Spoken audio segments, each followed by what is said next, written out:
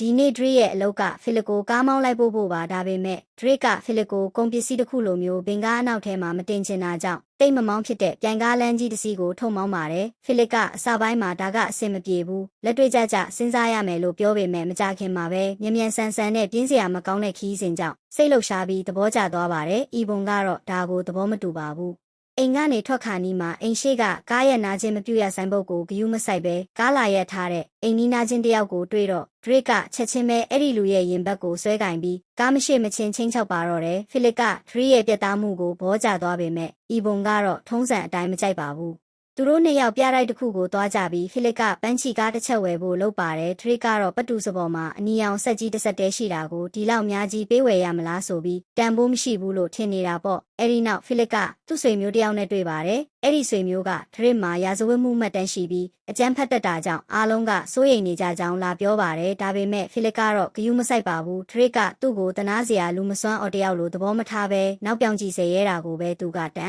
်ဖိုးထားတာပါ။မာဂါလီကိုထပ်ပြီးပရောပရီလုပ်တာမအောင်မြင်ပြန်တဲ့နောက် Drake ဟာမိဖို့ချောင်းထဲမှာ Ebon နဲ့အတူထမင်းစားရင်း Philip ကမာဂါလီကိုစာတစ်စောင်ရေးခိုင်းနေတာကိုနားထောင်နေမိပါတယ်။ Ebon ကဒါကလူကြီးချင်းစကားပြောတာဆိုပြီးကလေးထင်းမော်နေတာကိုပိတ်လိုက်ပြီးအခြေအနေကိုရှင်းပြပါတယ်။ Philip မှာ Eleanor လို့ခေါ်တဲ့ကလောင်သူချင်းစာပေးစာယူလုပ်တဲ့အမျိုးသမီးတစ်ယောက်ရှိနေပြီးအဲ့ဒါကြောင့် Drake ကိုစာတွေအကြည့်မခံတာဖြစ်ပါတယ်။ဒါပေမဲ့သူတို့တစ်ခါမှလူချင်းမတွေ့ဘူးပဲစာနဲ့ပဲအချစ်မြနေကြတာပါအချစ်အကြောင်းပြောရင်းနဲ့Drake ကဥယျာဉ်မှုက Ebon ကိုအမြဲငေးကြည့်နေတတ်တာကိုစနောက်ပြီးအိပ်ယာဝင်ခဲ့ပါတယ်။ Drake အိပ်ပျော်ဖို့စူးစမ်းနေတော့မော်နီတာထဲကနေထူးဆန်းတဲ့အတန်တွေကြားလိုက်ရတယ်။ Philip တယောက်အသက်ရှူရက်ခတ်နေတာပါ။ Drake ကမတိချင်အောင်ဆောင်နေဖို့စူးစမ်းပေမဲ့စိတ်မရက်တာကြောင့် Philip ရဲ့အခန်းထဲသွားပြီးစကားအေးလေးတွေပြောပေးမျက်နှာကိုရေပတ်တိုက်ပေးရင်အမောတန်ကိုတက်တာအောင်ကူညီပေးလိုက်ပါတယ်။ Philip အိပ်ပျော်သွားပြီးခဏကြာမှပြန်နိုးလာကလေကောင်းရေတန့်လိုချင်တယ်လို့ပြောပါတယ်။ဒီတစ်ခါတော့ Drake မတွန့်ဆုတ်တော့ပဲ Philip ကိုဘီတက်ကူလားထိုင်ပေါ်တင်ဆောင်နေချုံပေးပြီးမြေကမ်းဘေးမှာလမ်းလျှောက်ဖို့ခေါ်သွားပါတော့တယ်။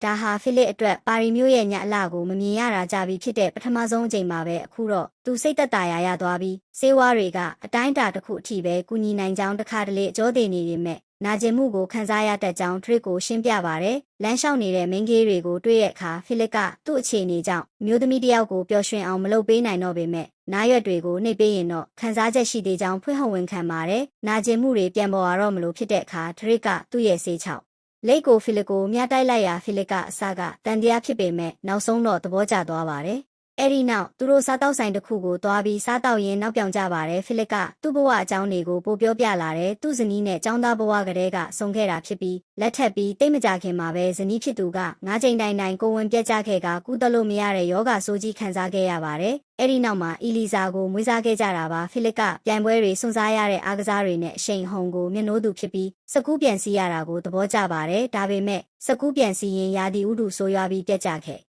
့ဒါကြောင့်ကျော်ရိုးစစ်တွေကျိုးသွားခဲ့ရတာပါဒါပေမဲ့သူ့အတွက်တကယ်မတန်ဆွမ်းမှုကဘီတက်ကူလားထိုင်ပေါ်ထိုင်နေရတာမဟုတ်ပဲဇနီးတီမရှိပဲအသက်ရှင်နေရတာလို့ဆိုပါတယ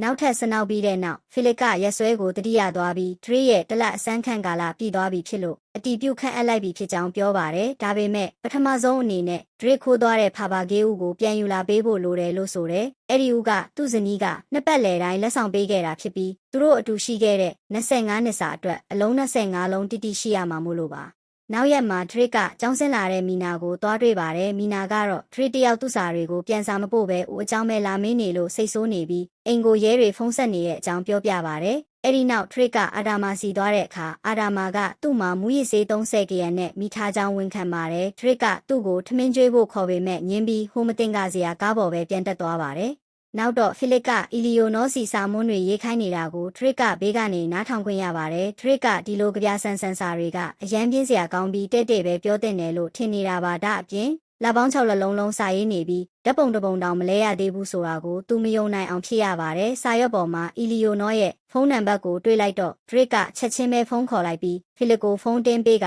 စာပြင်ဘက်မှာပထမဆုံးအကြိမ်စကားပြောခိုင်းပါတော့တယ်။သူတို့စကားပြောရတာအဆင်ပြေလွန်းလို့ Philip တယောက်အမြဲလိုဖုန်းပြောနေရပါတော့တယ်။ Drake နဲ့အတူအော်ပရာပြဇာတ်ရုံကိုသွားတဲ့အချိန်ထိတောင်ဖုန်းပြောနေအောင်ပါပဲပြဇာတ်ထဲကဝတ်စုံတွေကိုကြည့်ပြီး Drake ကတော့တဟားဟားနဲ့လောင်ပြောင်နေခဲ့ပါတယ်။နောက်ရက်မှာတော့ Drake က Philip ကို Eleanor စီဓာတ်ပုံပို့ဖို့စီးအောင်နိုင်ခဲ့ပြီး Philip ဘီတက်ကူလားထိုင်ပေါ်ထိုင်နေတဲ့ပုံကိုပဲရွေးပေးလိုက်ပါတယ်။ အဲ့ဒီနောက်ထရစ်ပန်းချီဆွဲနေတုန်းသမီးဖြစ်သူအီလီဇာကအခန်းထဲဇွတ်ဝင်လာပြီးစီကရက်တောင်းကပန်းချီဆွဲဖို့စူးစမ်းနေတာကိုလောင်ပြောင်တာကြောင့်ထရစ်ကစိတ်တူပြီးမောင်းထုတ်လိုက်ပါတယ်ပြီးတော့ထရစ်ကဖိလစ်စီသွားတိုင်ပါတယ်ဖိလစ်ကတော့အီဘွန်ကိုအရင်ကမတန်ဆွမ်းမဖြစ်ခင်ကဓာတ်ပုံနဲ့လဲခိုင်းနေတာပါထရစ်ဝင်လာတော့အီဘွန်ကအဲ့ဒီပုံကိုမျိုးသမီးဖော်လန်ဖိုင်နဲ့အမြန်ဝက်လိုက်ရတယ်ထရစ်ကအီလီဇာအကြောင်းတိုင်တန်းပြီးကလေးကိုဆုံးမဖို့ပြောတော့အီဘွန်ကလည်းထောက်ခံပါတယ်ဖိလစ်ကသမီးနဲ့စကားပြောဖို့သဘောတူလိုက်ပေမဲ့ထရစ်ပန်းချီဆွဲနေရဲဆိုတာကိုသိသွားပြီးအန်တာသွားပါတယ်